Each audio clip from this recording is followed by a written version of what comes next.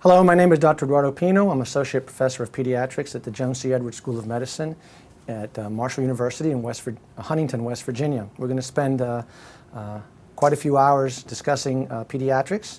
Everything that we're going to discuss is high yield. Some things will be higher yield than others. Some things will be mega high yield and ultra high yield, and you'll be ready for the exam once we're finished with this. We'll start off today with the newborn. First thing you need to remember for the exam is the Apgar score. The Apgar score is an evaluation of the newborn. It is given at 1 minute and at 5 minutes. It's a score that was developed by an anesthesiologist by the name of Virginia Apgar. And the mnemonic for the Apgar score is Apgar. Appearance, pulse, grimace. Grimace is when they stimulate the baby and it either cries or coughs or gets really mad. Activity, which is muscle tone, and respiratory effort. The score is 0, 1, or 2. It's there on your table.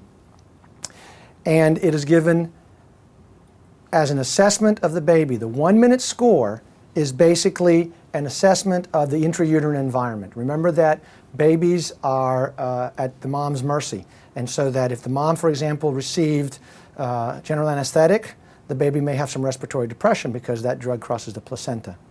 The 5 minute score is basically a transition score from the intrauterine environment out to the regular environment. The score can also be given every 5 minutes afterwards. It helps you with your resuscitation. So that if you have a poor score, you may be resuscitating the baby, and you can use that subsequent scores to help you assess your resuscitative efforts. The Apgar score is not predictive of outcome, although very low Apgar scores can sometimes be associated with neurologic problems. The way that you might get an Apgar question is that you might actually say, the STEM might say, a baby is born with the following, and it'll mention 5 things, and you'll have to tally up the score, and it'll say what the Apgar score is. You'll say 5, 6, 7, 8, 9, whatever. A poor Apgar score is basically about 0 to 4. 5, 6, and 7 is regarded as a fair Apgar score. 8, 9, and 10 are good Apgar scores.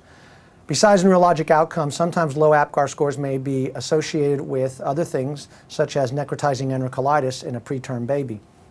So it's therefore important for you to realize what the Apgar score means when they give it to you as part of the information in the stem of the question. If they tell you the baby has a scores of 4 and 8, that tells you that the 4 was not a very good score, and then you can start formulating your differential diagnosis.